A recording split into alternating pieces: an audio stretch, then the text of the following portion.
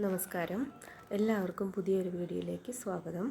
അപ്പോൾ ഇന്ന് നമ്മൾ PSC ബുള്ളറ്റിൻ മെയ് 1 വന്നിട്ടുള്ള ഭരണഘടനയിലെ ഏതാനും ക്വസ്റ്റ്യൻ ആൻസറാണ് ഇന്ന് പഠിക്കാൻ പോകുന്നത്. അപ്പോൾ നോക്കാം. ഒന്നാമത്തെ ക്വസ്റ്റ്യൻ, ലോ ഓഫ് ലാൻഡ്സ് എന്നറിയപ്പെടുന്നത് ഭരണഘടനയാണ്. ലോ ഓഫ് ലാൻഡ്സ് എന്നറിയപ്പെടുന്നത് എന്താണ്? ഭരണഘടനയാണ്. രണ്ടാമത്തെ ക്വസ്റ്റ്യൻ, താഴെ പറയുന്നവരിൽ നിന്ന് ലിഖിത ഭരണഘടനയുള്ള രാജ്യങ്ങളുടെ ജോഡി തിരഞ്ഞെടുക്കുക. അമേരിക്കയും ദക്ഷിണാഫ്രിക്കയുമാണത്. അതായത് ലിഖിത ഭരണഘടനയുള്ള രാജ്യങ്ങളാണ് അമേരിക്ക, ദക്ഷിണാഫ്രിക്ക. മൂന്നാമത്തെ ക്വസ്റ്റ്യൻ, ഏത് ആക്ട് അനുസരിച്ചാണ് ഇന്ത്യയുടെ ഭരണം ഈസ്റ്റ് ഇന്ത്യ കമ്പനിയിൽ നിന്ന് ബ്രിട്ടീഷ് ഗവൺമെൻറ് ഏറ്റെടുത്തത്?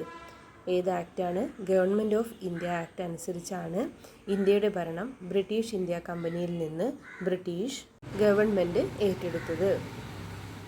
അടുത്തത് നാലാമത്തെ ക്വസ്റ്റ്യൻ, ഇന്ത്യൻ കൗൺസിൽ നിയമം നടപ്പിലാക്കുന്നതിൻ്റെ ഭാഗമായി 1861 പോർട്ട്ഫോളിയോ സംവിധാനം കൊണ്ടുവന്നത് ആരാണ്?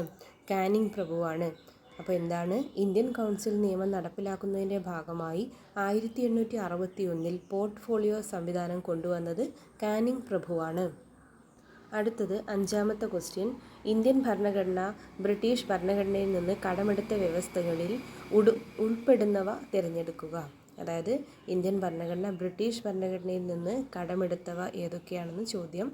ആൻസർ 1, 2, 3 എന്നിവയാണ്. നോക്കാം. 1 കേവല ഭൂരിപക്ഷ വ്യവസ്ഥ, 2 പാർലമെൻ്ററി ഭരണ സംവിധാനം, 3 നിയമവാഴ്ച എന്ന ആശയം. ഏതൊക്കെയാണ് ബ്രിട്ടീഷ് ഭരണഘടനയിൽ നിന്ന് നമ്മൾ കടമെടുത്തത്? കേവല ഭൂരിപക്ഷ വ്യവസ്ഥ, പാർലമെൻ്ററി ഭരണ സംവിധാനം, നിയമവാഴ്ച. ഇനി നാലാമത് തന്നിട്ടുണ്ട് ആസൂത്രണവും പഞ്ചവത്സര പദ്ധതിയും. ആസൂത്രണവും പഞ്ചവത്സര പദ്ധതിയും നമ്മൾ കടമെടുത്തിരിക്കുന്നത് USSR റഷ്യയിൽ നിന്നാണ്. അടുത്തത് ആറാമത്തെ ക്വസ്റ്റ്യൻ നോക്കാം. ഇന്ത്യ ഒരു യൂണിയൻ ഓഫ് സ്റ്റേറ്റ്സ് ആണെന്ന് പ്രതിപാദിക്കുന്ന ആർട്ടിക്കിൾ ഏതാണ്? ആർട്ടിക്കിൾ 1. ഇന്ത്യ ഒരു യൂണിയൻ ഓഫ് സ്റ്റേറ്റ്സ് ആണെന്ന് പ്രതിപാദിക്കുന്ന ആർട്ടിക്കിളാണ് ആർട്ടിക്കിൾ 1. അടുത്തത് ഏഴാമത്തെ ക്വസ്റ്റ്യനാണ്. ഒരു രാജ്യത്തിൻ്റെ നിയമനിർമ്മാണ നടപടികളിലും നീതി നിർവഹണത്തിലും പങ്കെടുക്കാൻ അധികാരമുള്ള ഏതൊരു വ്യക്തിയെയും ആ രാഷ്ട്രത്തിലെ പൗരൻ എന്ന് വിളിക്കാം. ഇത് ആരുടെ വാക്കുകളാണ്? Answer Aristotle. അരിസ്റ്റോട്ടിൻ്റെ വാക്കുകളാണ് ഒരു രാഷ്ട്രത്തിൻ്റെ നിയമനിർമ്മാണ നടപടികളിലും നീതി നിർവഹണത്തിലും പങ്കെടുക്കാൻ അധികാരമുള്ള ഏതൊരു വ്യക്തിയെയും ആ രാഷ്ട്രത്തിലെ പൗരൻ എന്ന് വിളിക്കാം എന്നത്. അടുത്തത് എട്ടാമത്തെ ക്വസ്റ്റ്യൻ, താഴെ പറയുന്ന മൗലിക അവകാശങ്ങളെ അവ ഉൾപ്പെടുന്ന ആർട്ടിക്കിളുമായി ശരിയായി യോജിപ്പിക്കാനാണ് പറഞ്ഞിരിക്കുന്നത്. അപ്പോൾ ആൻസർ A ആണ്. യോജിപ്പിച്ച് നോക്കാം.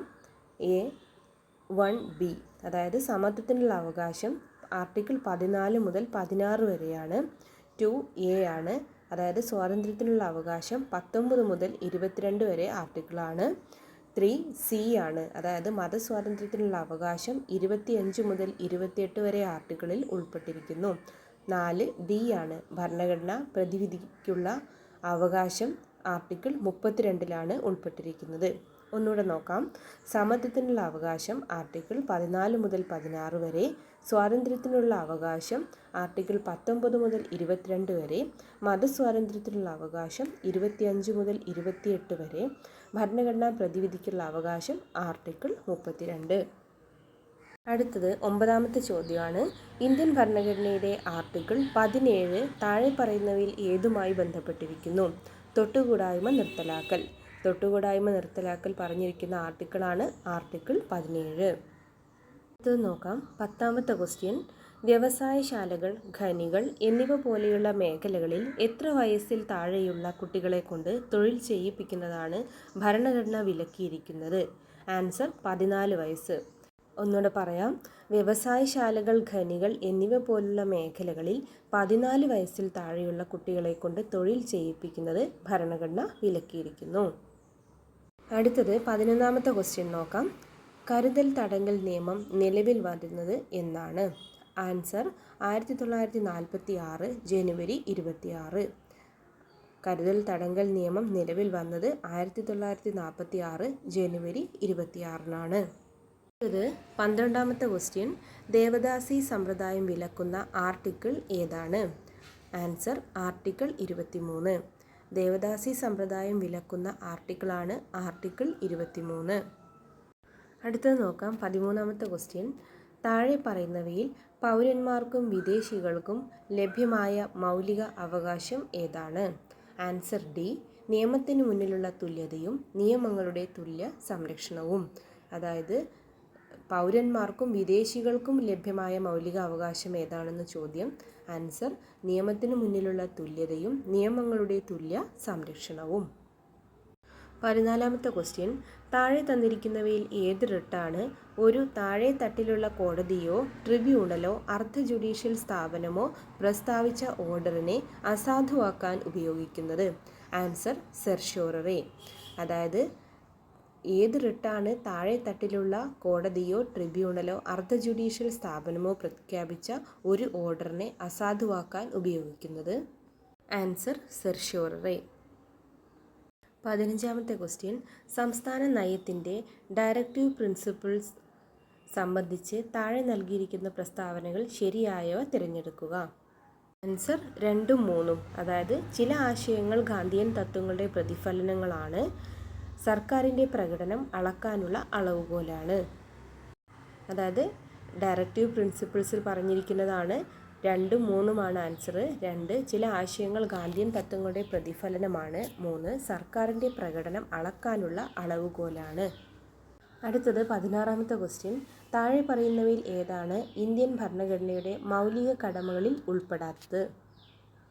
ആൻസർ ഓപ്ഷൻ 4 അതായത് ഭരണഘടനയുടെ മൗലിക കടമകളിൽ ഉൾപ്പെടാത്തവയാണ്. അതിൽ ആൻസർ 4 ഉൾപ്പെടാത്തത്.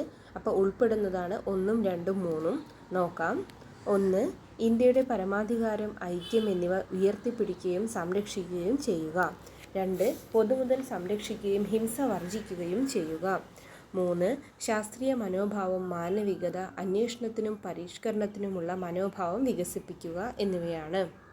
ഇനി 4ൽ വ്യക്തിയുടെ അന്തസ്സ്. വ്യക്തിയുടെ അന്തസ്സ് എന്ന് പറയുന്നത് മൗലിക അവകാശങ്ങളിലാണ്. പിന്നെ രാജ്യത്തിൻ്റെ ഐക്യവും അഖണ്ഡതയും ഉറപ്പാക്കുക എന്ന് പറയുന്ന ആ ഒരു ഭാഗം മാത്രമാണ് മൗലിക കടമകളിൽ. അപ്പോൾ വ്യക്തിയുടെ അന്തസ്സും രാജ്യത്തിൻ്റെ ഐക്യവും അഖണ്ഡതയും പറഞ്ഞാൽ മൗലിക കടമകളിൽ ഉൾപ്പെടുന്നില്ല. അടുത്തത് താഴെ തന്നിരിക്കുന്നവയിൽ കാര്യനിർവഹണ വിഭാഗത്തിൽ ഉൾപ്പെടാത്തത് ഏതാണ്? സുപ്രീം കോടതിയാണ് ആൻസർ. അതായത് കാര്യനിർവഹണ വിഭാഗത്തിൽ ഉൾപ്പെടാത്തത് സുപ്രീം കോടതിയാണ്. ഉൾപ്പെടുന്നവ ഏതൊക്കെയാണ്? ഉദ്യോഗസ്ഥ വൃന്ദം, മന്ത്രിസഭ, പ്രധാനമന്ത്രി എന്നിവയാണ്. 18ാമത്തെ ക്വസ്റ്റ്യൻ. ഇന്ത്യൻ രാഷ്ട്രപതിയെക്കുറിച്ച് താഴെ പറയുന്ന പ്രസ്താവനകളിൽ ശരിയായത് തിരഞ്ഞെടുക്കുക. ശരിയായത് മുകളിൽ പറഞ്ഞവയെല്ലാം. നോക്കാം. എ. ഇന്ത്യയുടെ പ്രഥമ പൗരൻ. ബി. കേന്ദ്ര എക്സിക്യൂട്ടീവ് തലവൻ. സി. പ്രതിരോധ സേനകളുടെ പരമാധികാരി. അപ്പോൾ രാഷ്ട്രപതിയെക്കുറിച്ച് പറയുന്ന പ്രസ്താവനകൾ ഏതൊക്കെയാണ്? ഇന്ത്യയുടെ പ്രഥമ പൗരനാണ്, കേന്ദ്ര എക്സിക്യൂട്ടീവ് തലവനാണ്, പ്രതിരോധ സേനകളുടെ പരമാധികാരിയാണ് നമ്മുടെ രാഷ്ട്രപതി. 19ാമത്തെ ക്വസ്റ്റ്യൻ. ശരിയായ ജോഡികൾ തിരഞ്ഞെടുക്കുക എന്നതാണ്. ആൻസർ 1ഉം 2ഉം. 1ഉം 2ഉമാണ് ശരിയായ ജോഡികൾ. നോക്കാം. 1. അഭിപ്രായ പ്രകടനം ആർട്ടിക്കിൾ 19ൽ 1A. 2. സമാധാനപരമായി സമ്മേളിക്കൽ ആർട്ടിക്കിൾ 1B. ആർട്ടിക്കിൾ 19ൽ 1A പറയുന്നത് അഭിപ്രായ പ്രകടനമാണ്. ആർട്ടിക്കിൾ 19ൽ 1B പറയുന്നത് സമാധാനപരമായി സമ്മേളിക്കലാണ്. 20ാമത്തെ ക്വസ്റ്റ്യൻ. പ്രധാനമന്ത്രി രാജിക്കത്ത് സമർപ്പിക്കേണ്ടത് ആർക്ക്? പ്രസിഡന്റിനാണ്. പ്രധാനമന്ത്രി രാജിക്കത്ത് സമർപ്പിക്കേണ്ടത് പ്രസിഡന്റിനാണ്. അപ്പോൾ ഇത്രയാണ് ഭരണഘടനയുടെ ഭാഗത്തുനിന്ന് വന്നിരിക്കുന്ന 20 ക്വസ്റ്റ്യൻസ്. അപ്പോൾ എല്ലാവരും ക്ലാസ്സുകൾ മുഴുവനായിട്ട് കാണുക. എന്തെങ്കിലും അഭിപ്രായങ്ങളുണ്ടെങ്കിൽ താഴെ കമൻ്റായിട്ട് രേഖപ്പെടുത്തുക. എല്ലാവരും നന്നായിട്ട് പഠിക്കുക, സപ്പോർട്ട് ചെയ്യുക, ലൈക്ക് ചെയ്യുക, സബ്സ്ക്രൈബ് ചെയ്യുക. Thank you for watching.